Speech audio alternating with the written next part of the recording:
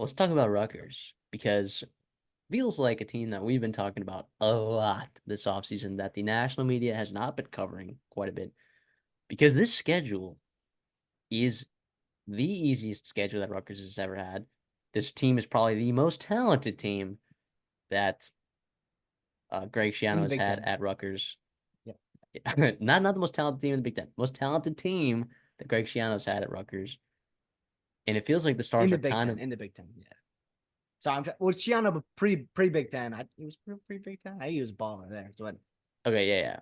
But like in the last 5 years, whatever, it's the most talented team yeah. that they've had.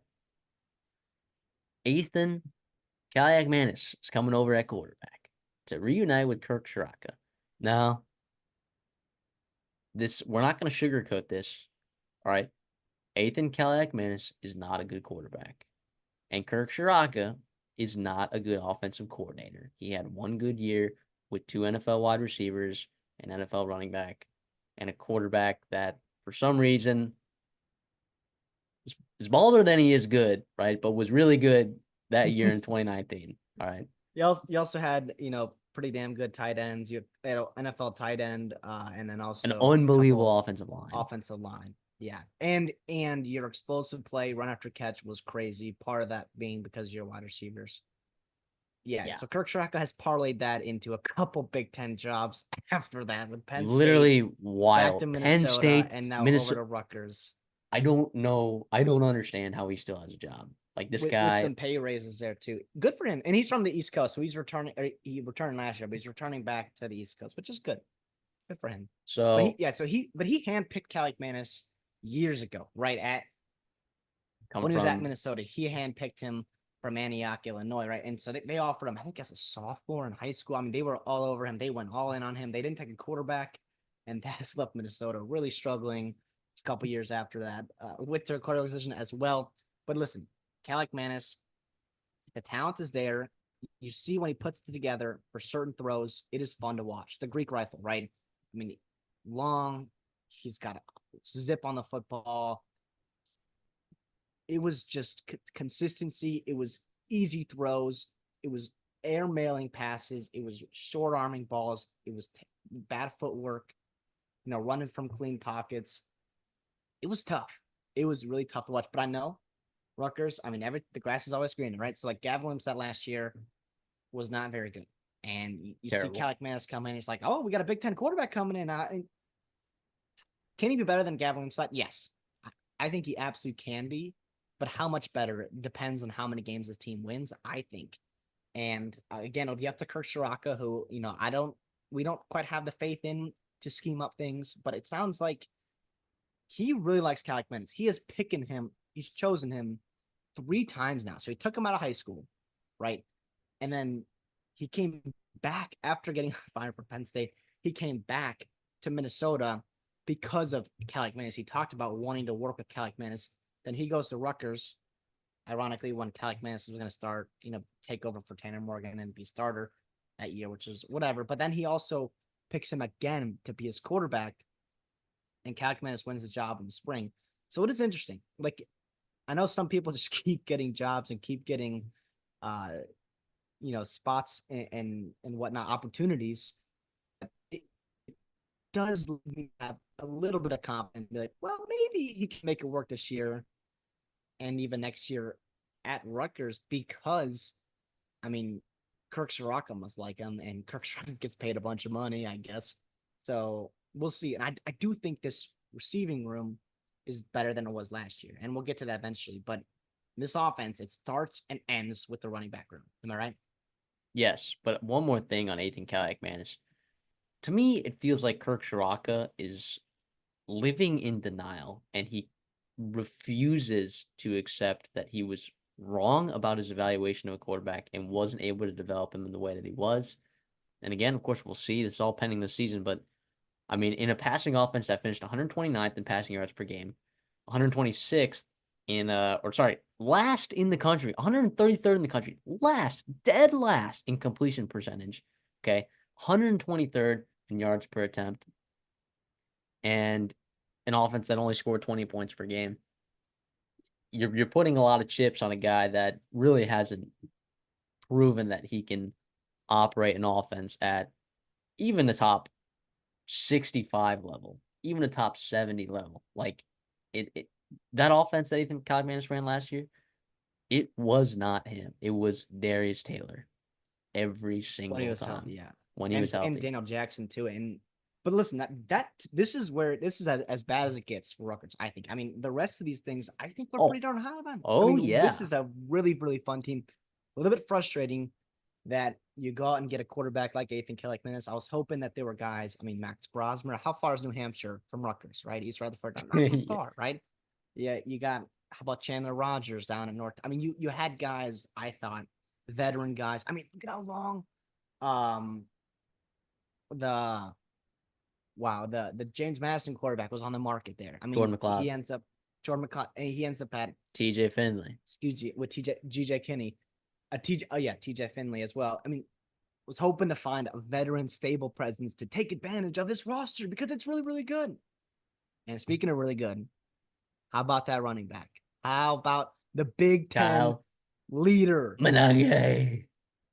He's a really good runner. He is a physical runner. He is the focal point of this offense, as he should be. Bell cow type running back, all Big Ten. I mean, in a league with a ton of really good running backs.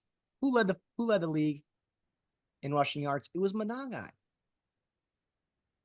Yeah, it was. He was fantastic. He runs hard. He's physical. He hits holes. And I do think it wasn't even necessarily that that offensive line was elite. It was pretty good. It wasn't that like they didn't have a passing attack. Like they ran the ball 62% of the time. That is eighth in the country. And there are three teams out there that run the triple option, right? So basically, you're top five in the country in rushing percentage, like percentage of the time that you were running the ball. And he was still so effective. Like the team averaged 4 yards per carry, 160 yards per game. They controlled the ball because of it. They were 37th in the country in time of possession. And as a result, also, um, you converted some fourth downs down the stretch as well, having some short yardage situations. Like this was a really good running attack last year. It wasn't like the most efficient, but it was good, right? And I think it's going to stay the same. Samuel Brown, I think, is an okay running back as well. I don't think he's on the same level as Kyle, but he is a guy that has snaps. He's a guy that's um, if Kyle goes down, I have a good feeling that Samuel Brown will still be able to produce at a decently high level. He's just not on the same level as Kyle, right? Like it is bell cow season from an guy.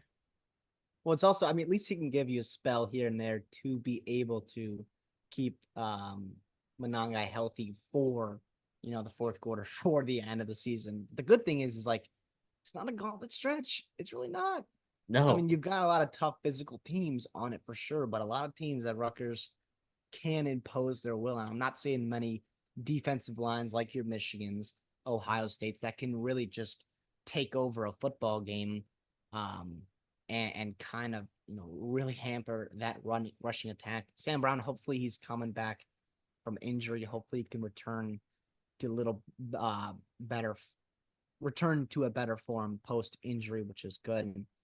Um, Behind them, I mean, you're looking at some young guys, which not an ideal thing to be doing. Jayshon Benjamin flashed a little bit last year at times. Gabe Winovich, the true freshman. We'll see what else they have behind him, but it's Monanga, right? It is him. If he goes down, there's going to be a significant drop off, more so because of how good he is, but also you just don't have elite depth, which is fine. I mean, just got to stay healthy and got to lean on him. Kirk Shucker knows how to run the football, though. If there's one thing he can do well, which we know, we pick on him a lot, but he can run the football. he never Speaking of the, abandons his run game. no, even on 3rd and 8, even on 3rd and 9, we love it. So, but anyways, speaking of third and longs, I mean, we're gonna throw the football, right? That wide receiver room. I do think it's better from last year. I mean, you return Christian Dramel, right? 5'9", 189, fun player, leading receiver from a year ago, which is really nice to have. But the cream of the crop here you bring in is Dymere Miller, right? From Monmouth.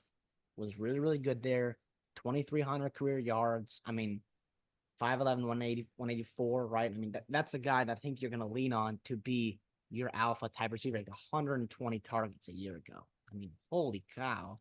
Um, that's a lot of targets. Even though it's FCS, I get that, but I still feel 120 pretty good targets is about him. pretty ridiculous. Oh yeah, I still feel pretty good about what. And by the way, he caught 90 of them. So you're talking about separation. You're talking about reliable hands. That's really nice to see.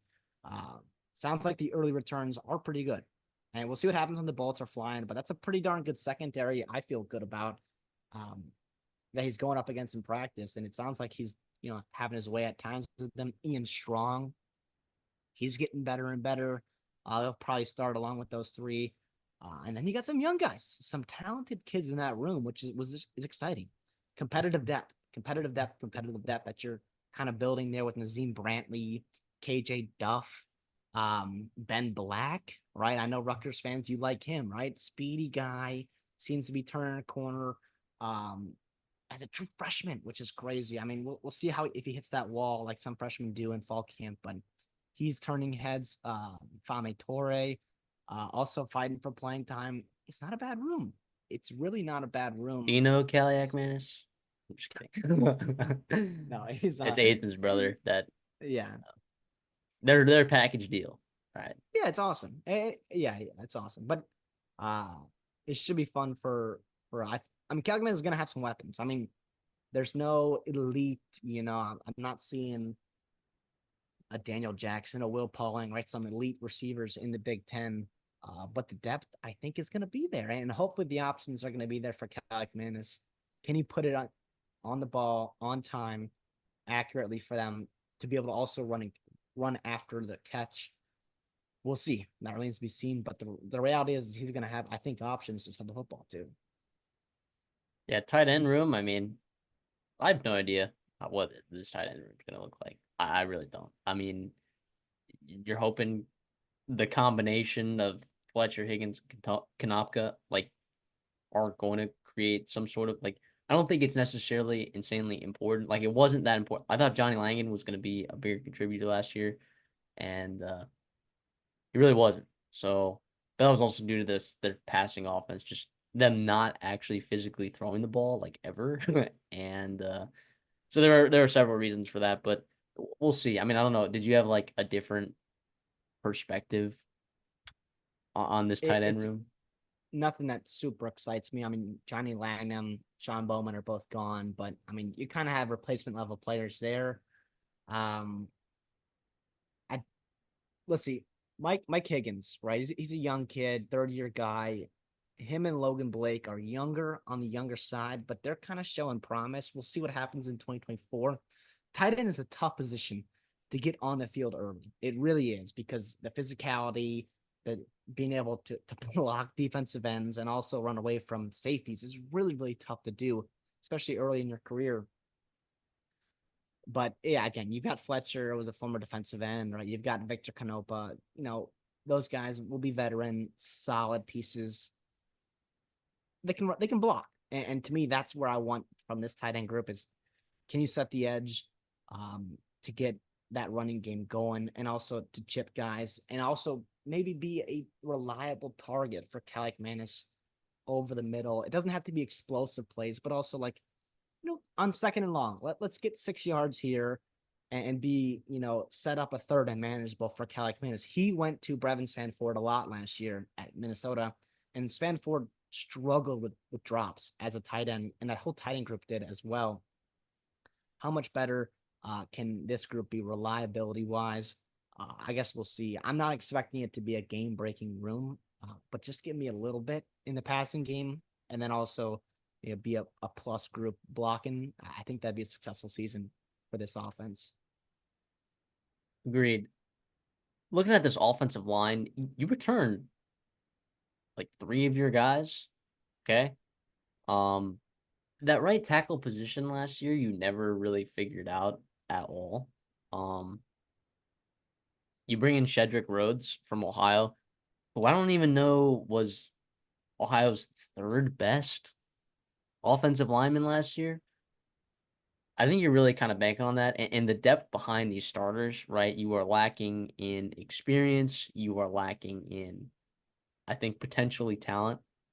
Again, we haven't seen a lot of these guys, but yeah, like I feel okay about this starting five, right? If Cedric Rhodes is better than what they tried to throw out there last year at that other tackle spot opposite of Holland Pierce, if he's anything better than that, then I'm like, okay, then this offensive line can be okay, right? Because there's some continuity there. You're going to be running the football a lot, which is beneficial to an offensive line, but it's also physical. You're going to be running the ball on, and you start getting into these second guys, like that's where I could see this team offensively, where the wheels, as we say, fall off the wagon, right? This is the position group that really needs to stay healthy at that top end. It really does, I think. Especially because you've got a couple, a couple. I say couple. I say 4 winnable games in November. I mean Yes. that you want to get to that after that bye week. You get a chance to get healthy, hopefully on this offensive line, maybe gel a little bit on that bye week, some self scouting. That's where you'd love to see this group grow and grow together. Which I guess we'll see. Gus is back. Gus, we like that. Holland Pierce is not terrible. I mean, I don't know if Rutgers fans love him necessarily, but I thought he was above average tackle in the Big Ten, which is not terrible at all. That's something that I think you can totally live with. At the end of the day, we'll see. I mean, Calic Manis. Well, first of all, we didn't talk about the back quarterbacks much, and so maybe it's a good time to talk about them with the offensive line group. You've got to keep him healthy. I mean, Ajani Shepard, AJ Rush. I mean, those guys potentially down the future could be good players for you. I don't think you will rely upon them in 2024. I mean, you had Simon and Wimsett are gone from that room, so you don't have a ton of experience and depth behind Cali Manis, and he's a guy that also has had some injuries at Minnesota as well. So um, was really only really one, so I guess it's not too much, but you want to keep him healthy and upright, and also you want to keep him in clean pockets because he is not great at the rolling under pressure, and he's also uh, what he does. What I love when he does is when he can have time to survey the field and nothing's there, and he can take off and run, and he can get you a first down on maybe a 3rd and long. But that also requires your offensive line to hold up and to give him time to be able to do that and to be able to open, some rushing lanes for you, not have it just collapse the pocket on him. So we'll see. But I think you said it all right. The defensive side of the ball is where this team shines. It's where it does, really. We'll start with the defensive line, right? Well, actually, first of all, just want to give Joe Razmiak his props because he's absolutely one of the more underrated defensive coordinators in college football. What he's done with his team these past couple of years, very, very good. Okay. Uh Burroughs Award nominee year after year. Very good. On the defensive line, Aaron Lewis is a legitimate Big Ten defensive end. Legitimate, NFL potential. I don't know where he'll go, where scouts see him in that draft next year. But Aaron Lewis is a legitimately really good football player, 1 billion%. And also too, like on this defensive side, the only transfer they brought in on the defensive side of the ball on their defensive line, and Malcolm Ray from Florida State, who I don't think they feel bad about at all, and I don't think that they brought him in necessarily because he was going to start or be a significant need to have contributor on this defensive line. I think he got some pieces here that are going to be really solid. Now, your run defense at times was shaky, but it was still really good. I still thought it was effective. So I'm happy. I mean, look, Malcolm Ray. There's a good chance that he starts. There's a good chance that he plays significant amount of snaps. Um, I think the Rutgers staff is really excited about what they're bringing in there in Malcolm Ray. We'll see what that happens, or we'll see what he does there. Probably going to play like, if I had to guess, like a 3 tech probably. So, um, yeah, I like Keontae Hamilton. I like Wesley Oh Bailey. yeah. I mean, just some really good players on this defensive line. Like this is a legitimate Big Ten defensive line. I don't know if it's top half. I would lean that it's in the middle of the pack, probably in terms of talent, but it is it is experienced. It is good. It's physical. They're they're going to be a good group. Yeah, I mean, Coach H, right? He's a guy that you mentioned him, really, really good. Minnesota wanted him bad after Rossi left to Michigan State, and Rutgers re-upped, gave him an extension, a little promotion, which is good because he deserves it. Now you do lose Corey Heatherman, your linebacker coach, to Minnesota.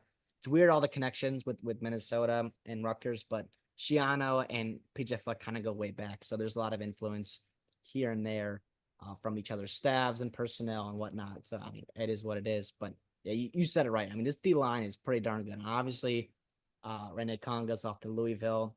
That's all right. I do think it was interesting last year. I think you have a ton of talent. Like even Torre, when he comes down and rushes off the edge there, I still think like you would like a little bit more production in terms of getting to the quarterback, right? I mean, Lewis is really, really good.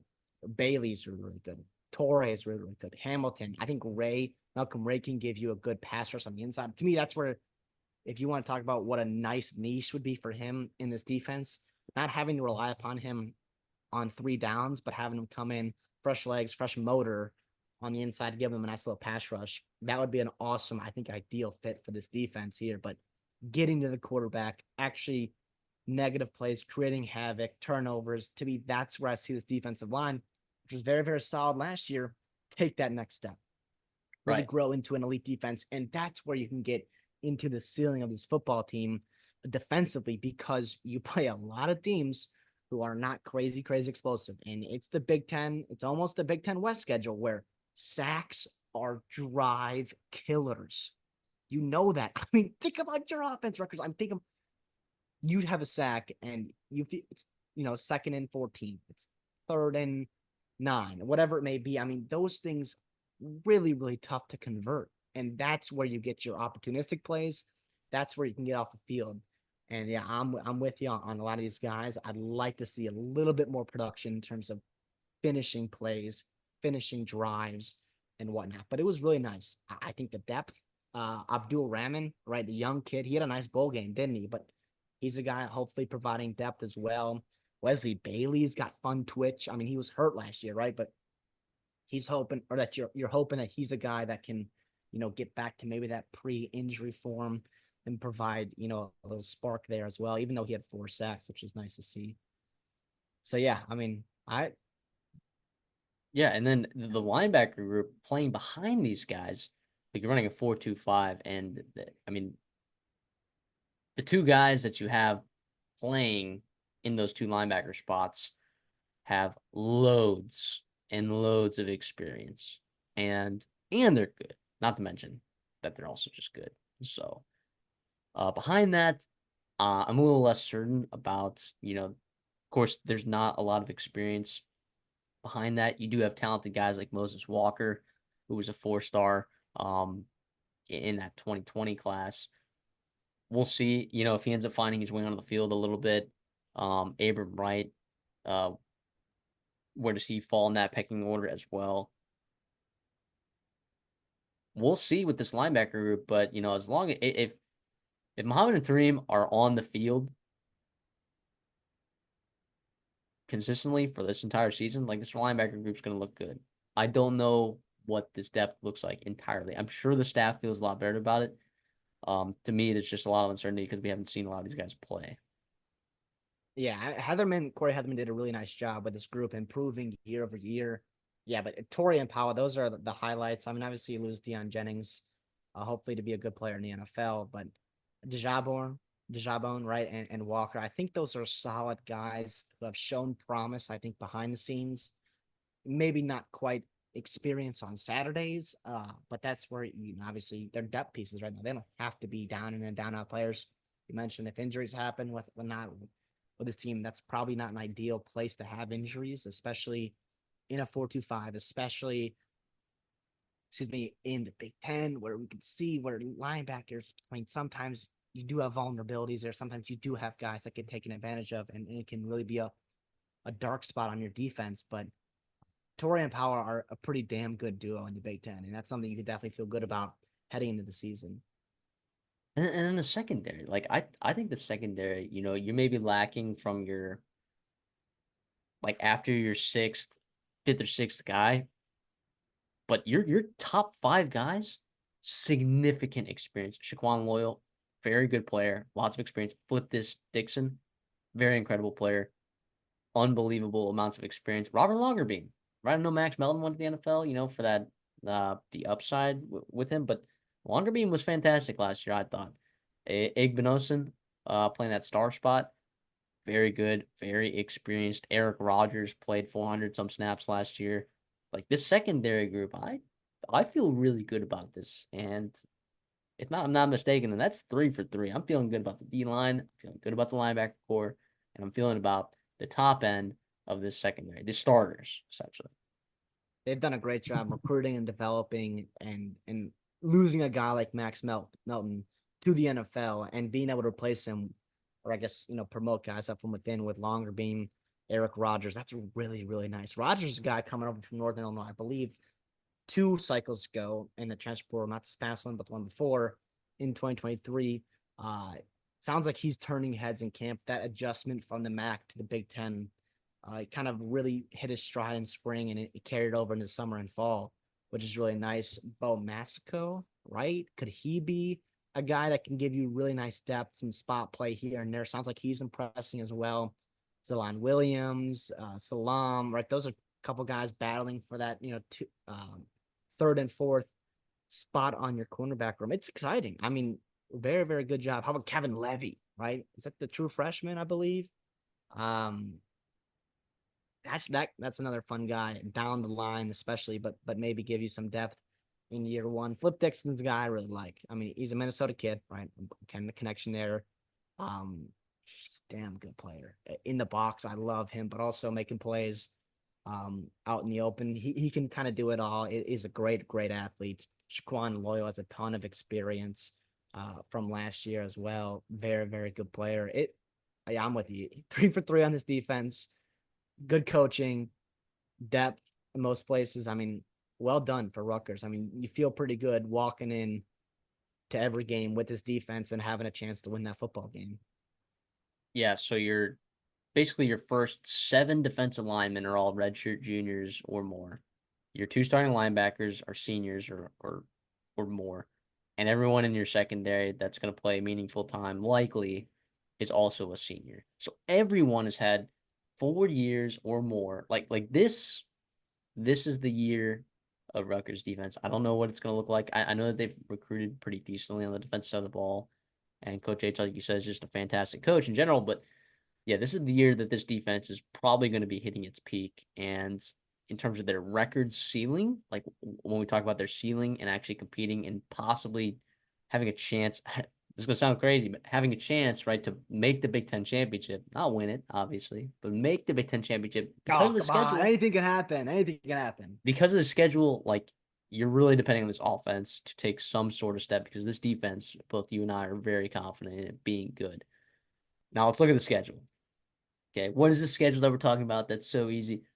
You get Howard week 1 at home, Akron at home, then you get a bye. Virginia Tech at home is not an easy game, right?